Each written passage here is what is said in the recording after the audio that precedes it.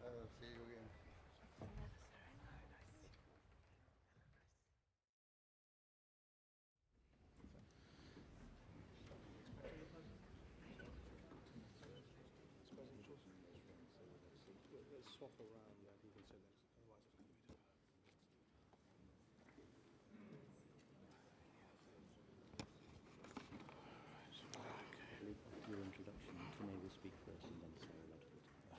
Anyway, the floor is now to His Holiness, the moment we've all been waiting for, His Holiness, the global spiritual leader of the Ahmadiyya community, Hakrat Mirza Mazrur Ahmad. The floor is yours, Your Holiness.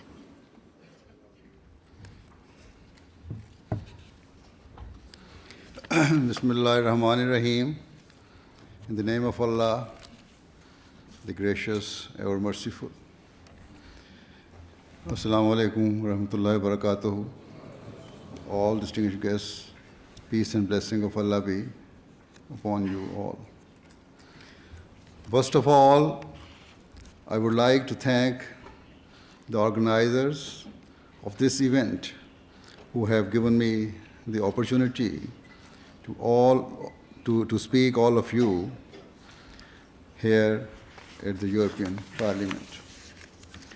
I would like also to thank all of the delegates representing different countries and other guests who have gone to great effort to come and attend this event.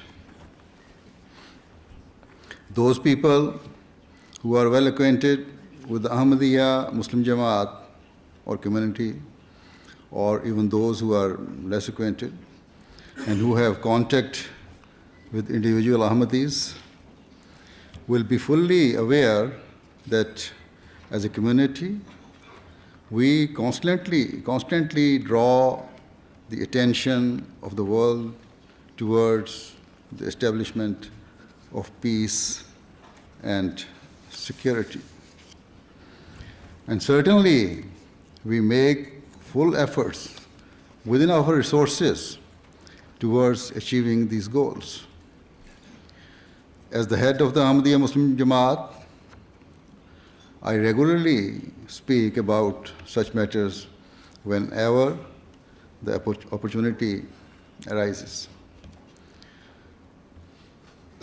The fact that I speak about the need for peace and mutual love is not because of any new teaching brought by the Ahmadiyya community, whilst it is certainly true that to bring peace and reconciliation was one of the major objectives of the advent of the founder of the Ahmadiyya Muslim community. However, the reality is that all of our acts are due to the teachings that were revealed to the founder of Islam, the Holy Prophet Muhammad, peace and blessing of Allah be upon him. In the 1400 years following the time of the Holy Prophet, peace and blessing of Allah be upon him, the pure teachings he had brought had unfortunately been long forgotten by the majority of Muslims. And so, in order to rejuvenate the true Islam, Allah the Almighty sent the founder of the Ahmadiyya Muslim community, Hazrat Mirza Ghulam Ahmad of Qadian.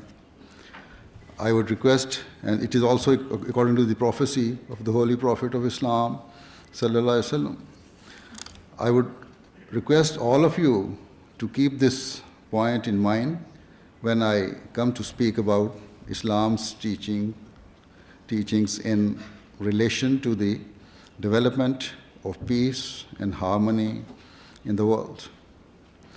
I should also mention that there are multiple aspects of peace and security. As every individual facet is important in its own right, at the same time, this way each aspect interlinks is also extremely important.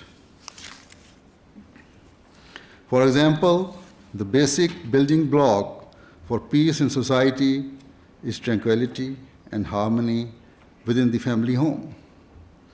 The situation within a home is not limited but has a knock-on effect on the peace of the local area, which in turn affects the peace of the wider town or city. If there is disturbance in home, it will negatively affect the local area, and that will affect the town or city. In the same way, the state of town or city affects the peace of the entire country, and ultimately the state of a nation affects the peace and harmony of the region or the entire world. Therefore, it is clear that if you wish to discuss even a single aspect of peace, you will find that its scope is not limited, but will continue to expand. In a similar way, we find that where there is lack of peace, different methods are required to solve the issue. Based on the underlying problem that exists and upon the particular aspects of peace and security that have been violated.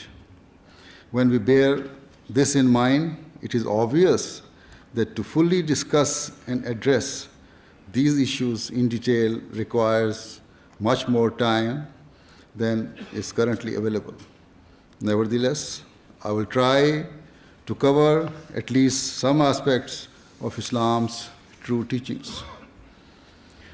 In the modern world, we find that many objections are raised against Islam, and much of the blame for the disorder and strife in the world is attributed to the religion.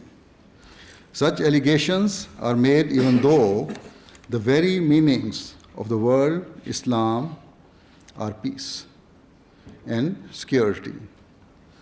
Furthermore, Islam is that religion which has given specific guidance on how to establish peace and has laid down certain rules to achieve this.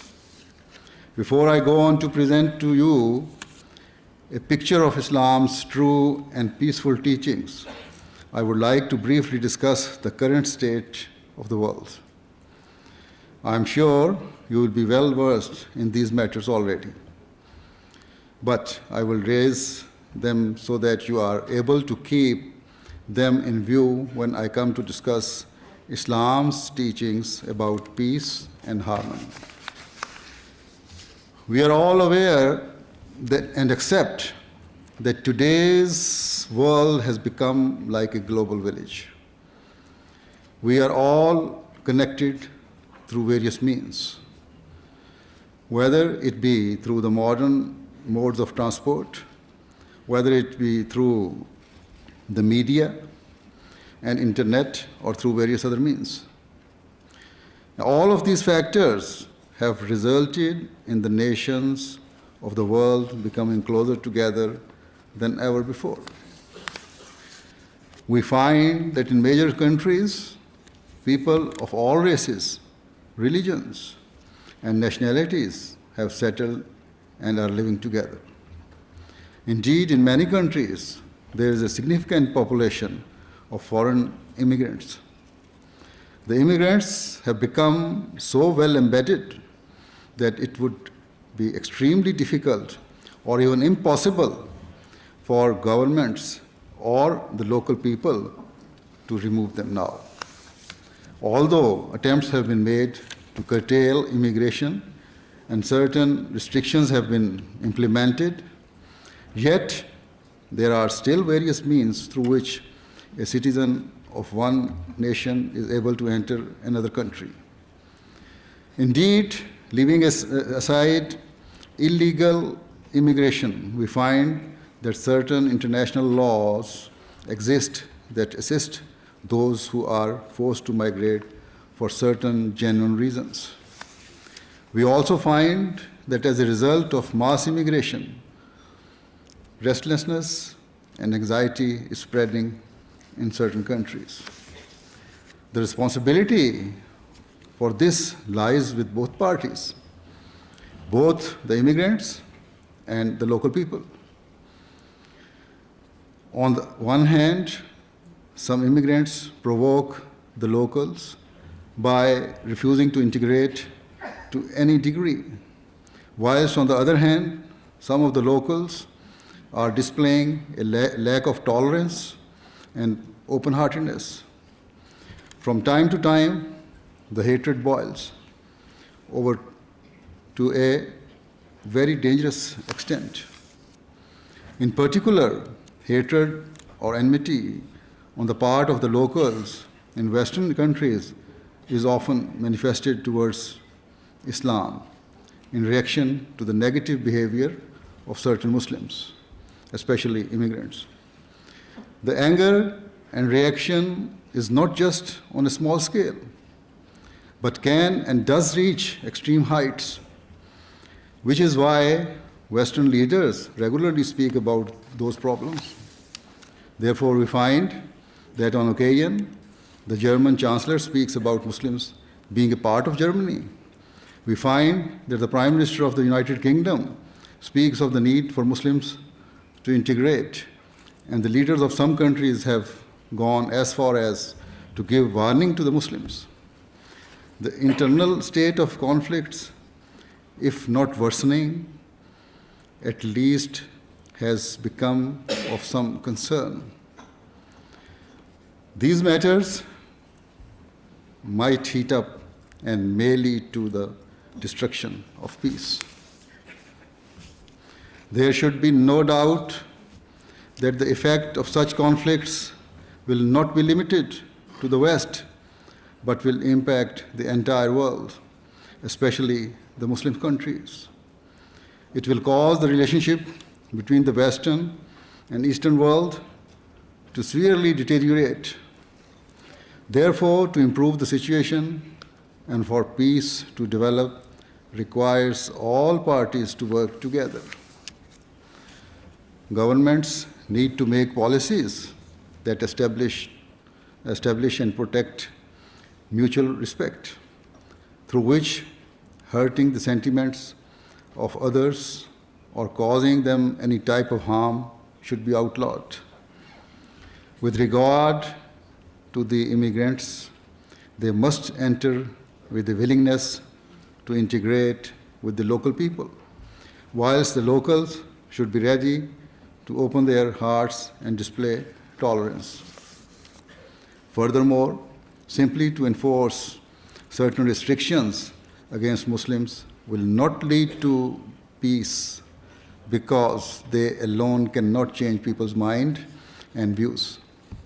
This is not specific to Muslims, but whenever any person is forcibly suppressed due to his religion or belief, it will lead to a negative reaction through which peace will be severely harmed. As I have already said, we find that in certain countries, conflicts are increasing, in particular between the local people and Muslim immigrants. It is apparent that both sides are becoming less tolerant, and there is a reluctance to get to know one another. The European leadership needs to accept that this is the reality and understand it has a responsibility to establish mutual religious respect and tolerance. This is essential so that within every European country and between European and Muslim countries, an atmosphere of goodwill develops, so that the peace of the world is not shattered.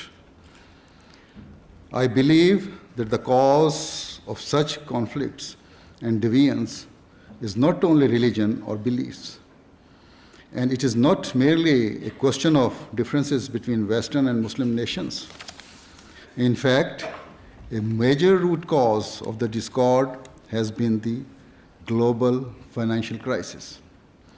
When there was no recession or credit crunch, nobody ever bothered about the influx of immigrants. Muslims or non-Muslims or Africans. But the situation is now different, and that has caused all this thing. It has even affected the mutual relationships of European countries, and so anger and resentment between the people of certain European nations and the people of other European countries is increasing daily. This state of despair is visible everywhere.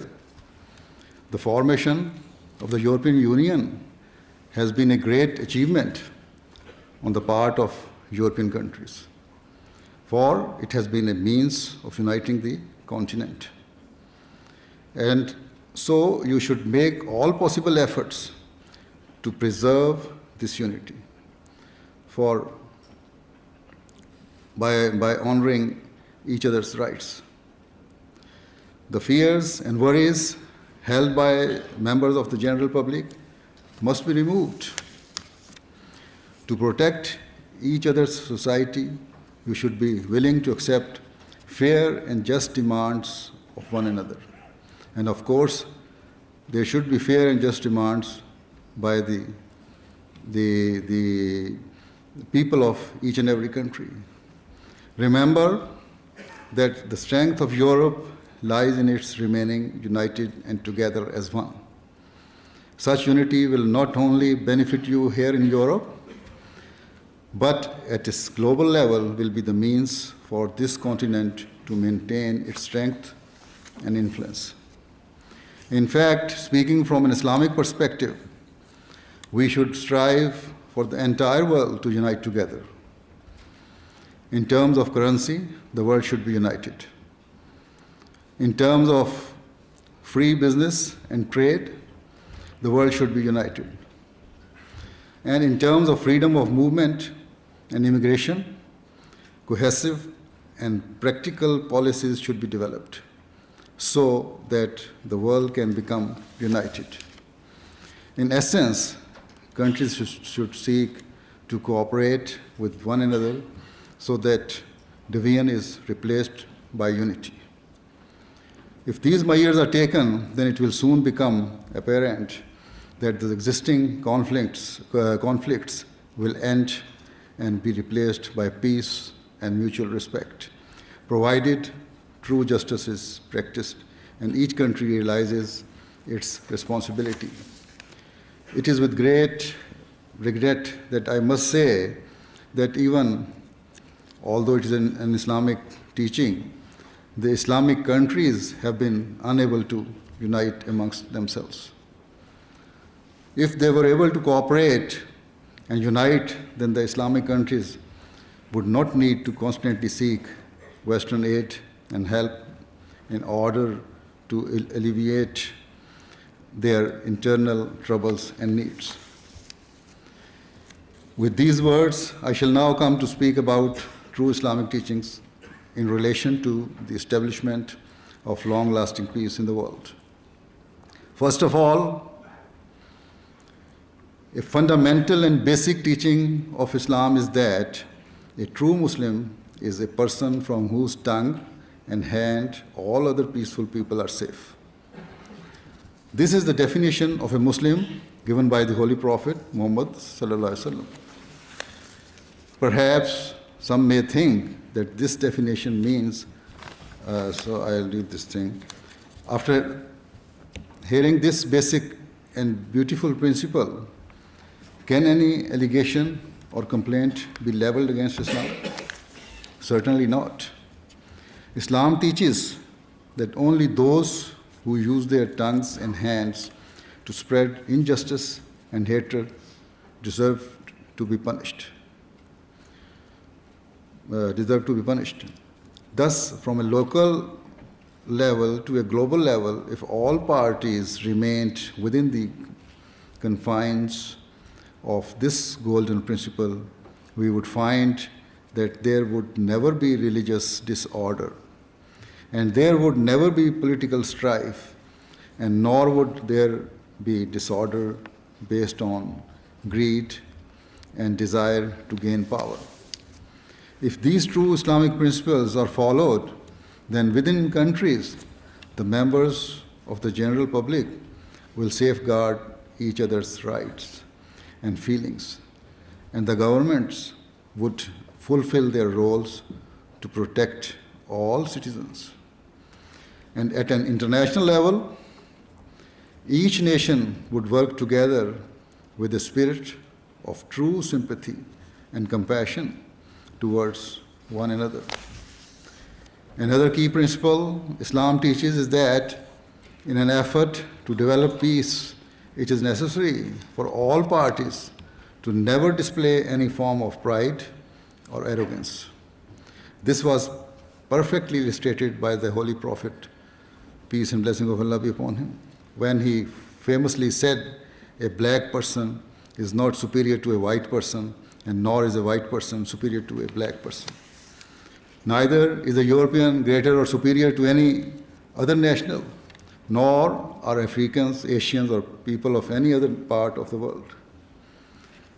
Differences of nationality, color, or ethnicity act merely as a form of identity and recognition. The truth is that in the modern world, we all depend upon one another. Today, even the major powers like Europe or the United States cannot survive by remaining completely isolated from all others. African countries cannot remain isolated and hope to flourish, and neither can Asian countries or the people from any other part of the world. For example, if you want your economy to flourish, then you must be willing to embrace international trade. A clear example of how the world is now interlinked is illustrated by the fact that the European or the world's financial crisis of the past few years has negatively affected more or less every country of the world. Furthermore, for countries to advance in science or to excel in other fields of expertise requires them to cooperate and help each other. We should always remember that the people of the world, whether they are from Africa, Europe, Asia, or anywhere else, have been given great intellectual capabilities by Allah the Almighty. If all parties utilize their God-given faculties to the best of their abilities for the betterment of mankind, then we will find that the world will become a heaven of peace. However, if the developed nations try to suppress the growth and progress of the less developed or developing nations and do not give opportunities to the fertile and bright minds of those nations, then no doubt anxiety will spread and the ensuing restlessness will ruin international peace and security. Another principle of Islam to develop peace is that we should not tolerate injustice towards others for their rights to be usurped. In the same way that we would not accept for our own rights to be taken, we should not be willing to accept it for others. Islam teaches that where retribution is required, then it must be proportionate to the act of transgression. However, if forgiveness can lead to reformation, then the option to forgive should be taken.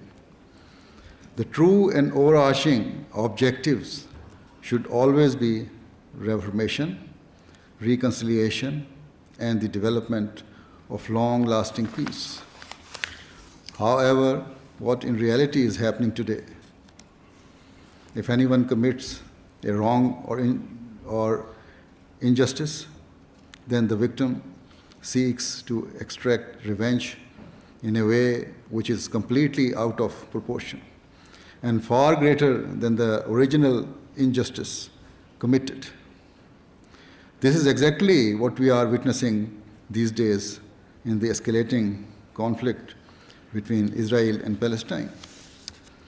The major powers have openly expressed their outrage and concern at the situation in Syria and Libya or Egypt, even though it can be argued that they were, in essence, internal matters, yet they do not seem to be concerned about or that concerned about the Palestinian people. This perceived double standard is causing grievances and malice to increase in the hearts of the people from Muslim countries against the major powers of the world. This anger and animosity is extremely dangerous and could boil over and explode at any time. What will the result of that be? How much damage will be done to the developing world? Will they even be able to survive? How much will the developed nations be affected? Only God knows. The answer to such questions, I cannot answer these, and nobody can answer these. What we can be certain about is that the peace of the world will be destroyed.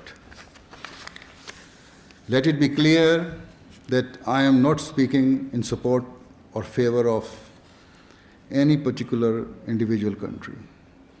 What I wish to say is that all forms of cruelty, wherever they exist, must be eradicated and stopped, regardless of whether they are perpetrated by the people of Palestine, the people of Israel, or the people of any other country.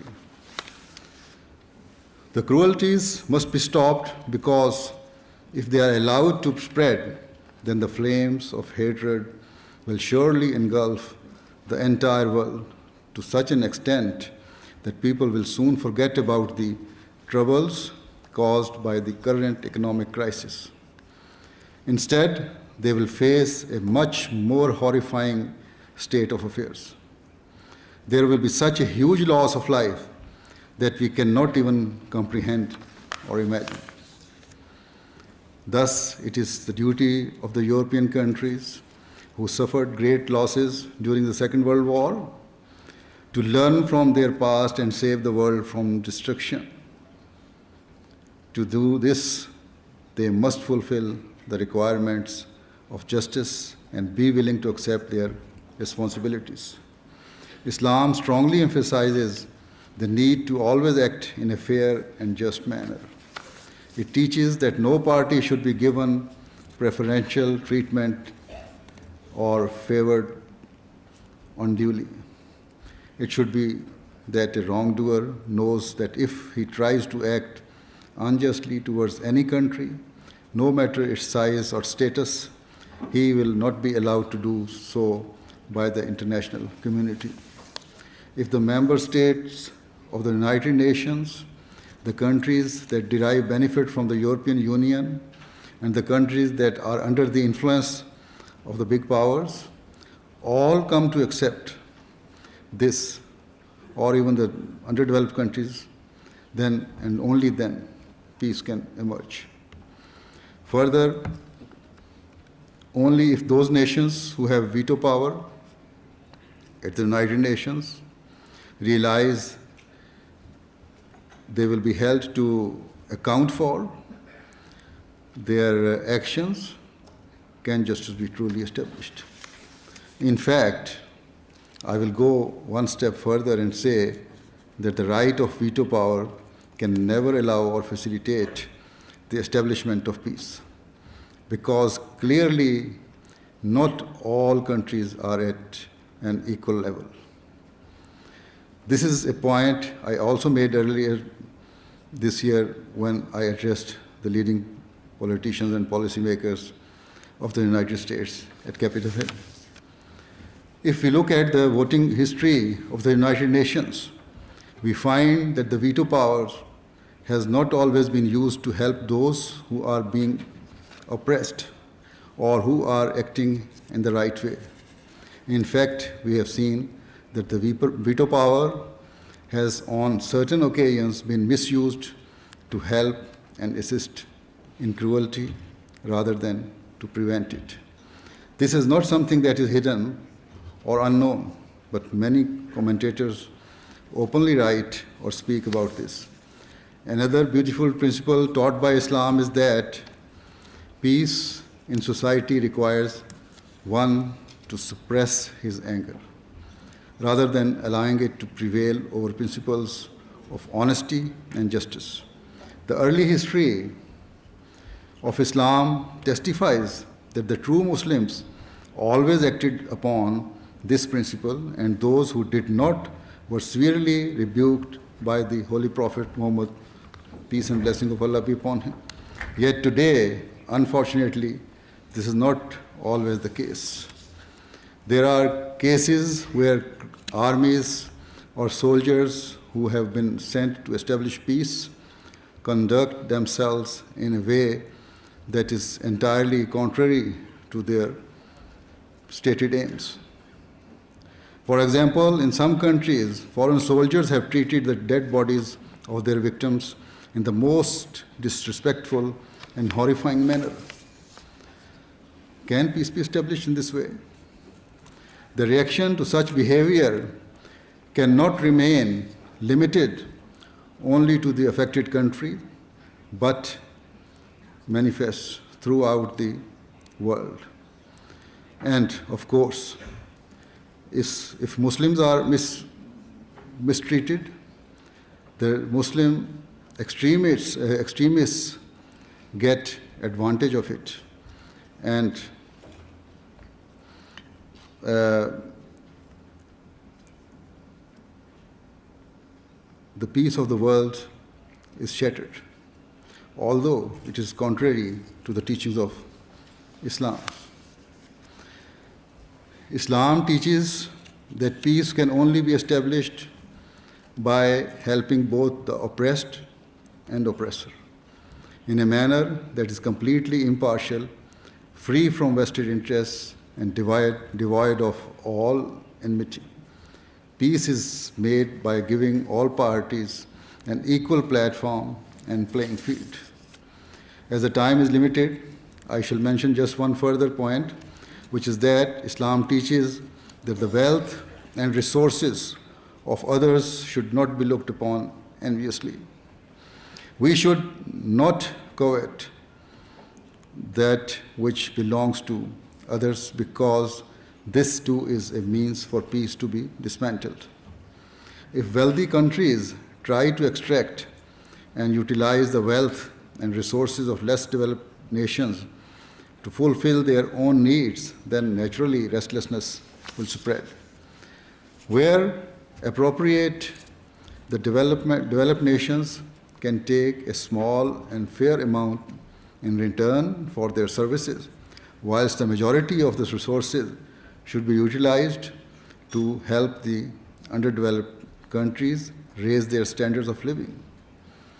They should be allowed to prosper, and should be helped in their efforts to reach the same levels as the developed world, because then and only then can peace be established. If the leadership of those countries is not honest, then the Western nations or the developed nations should themselves monitor and organize the development of the country by giving them the aid. There are numerous other points I could cover, but due to a lack of time, I shall restrict myself to the few that I have mentioned. Certainly, whatever I have explained represents the true teachings of Islam. There is one question that may arise in your hearts, and so let me address it in advance. You may say that if these are the true teachings of Islam, then why do we see such deviance and disorder in the Muslim world? I have answered earlier by mentioning the need for the advent of a reformer, which we believe was the founder of the Ahmadiyya community. We, the Ahmadiyya Muslim Jamaat, always endeavor to convey these true teachings to as wide an audience as we can. I would request all of you to also make efforts to raise awareness within your own circles of influence about these issues so that long-lasting peace can be developed in all parts of the world. If we fail in this task, then no part of the world will remain safe from the horrifying and destructive effects of war. I pray that may Allah the Almighty enable the people of the world to rise above their personal interests and desire in an effort to save the world from the coming destruction. It is the developed nations of the West that hold the greatest amount of power in today's world, and so it is your duty above others to pay urgent attention to these matters of crucial importance. At the end, I would like to once again thank all of you for taking the time to come and listen to what I have said. May Allah bless you. Thank you very much.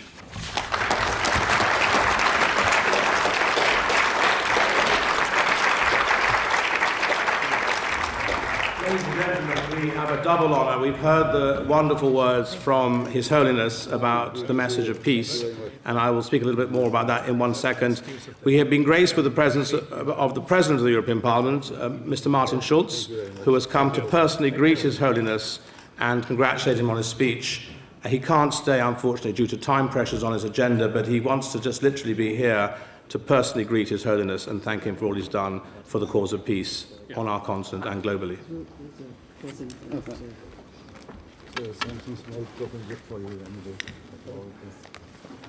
Thank you very much.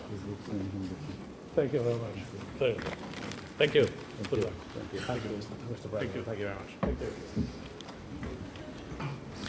Well, thank you, ladies and gentlemen. Thank you, Your Holiness, for that very inspiring, wide-ranging speech. I have to say, you touched on so many topics. Just to wind up, because we are now out of time, it's been a very, very interesting and stimulating conference. You mentioned all sorts of issues to do with the true Islamic message on peace, on tolerance, on issues as wide-ranging as development and the need to be charitable to countries which are poorer, and the special responsibilities which fall upon Western countries, particularly European Union member states, to discharge their responsibilities in a thoughtful and charitable and peace-building fashion. I have to say that was an extremely well-received message. And I was also intrigued and perhaps slightly surprised where you boldly and bravely took on the message of immigration. As a politician in my country, that is a major issue now, the issue of large movements of people into our societies, and the need for mutual understanding, to build bridges, to have better tolerance on both sides. And I think that is the important message we need to go away with today. So let me again thank everybody here, thank the organisers, thank my MEP colleagues, my vice presidents. Tuna Kellum has had to go and come back. I recognise Phil Bennion from the Liberal group from the United Kingdom. I see other colleagues in the back, and the very wide audience from all faiths and across many different countries to have come today to listen to His Holiness for, I think, an inspiring speech, an inspiring message to the entire globe of peace and reconciliation.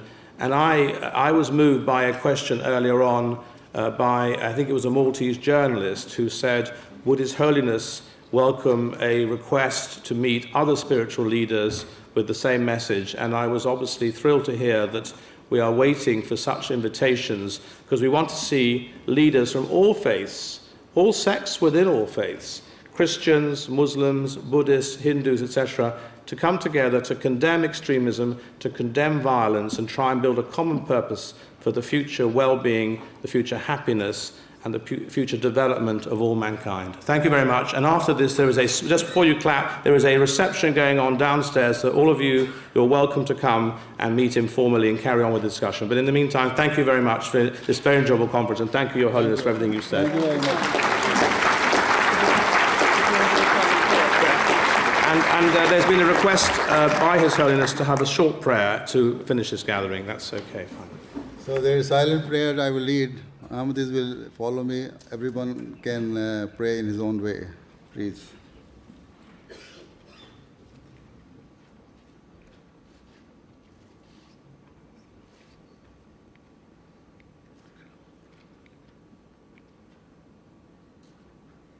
Ameen. Thank you very much again. Thank you. Thank you very much. Thank you.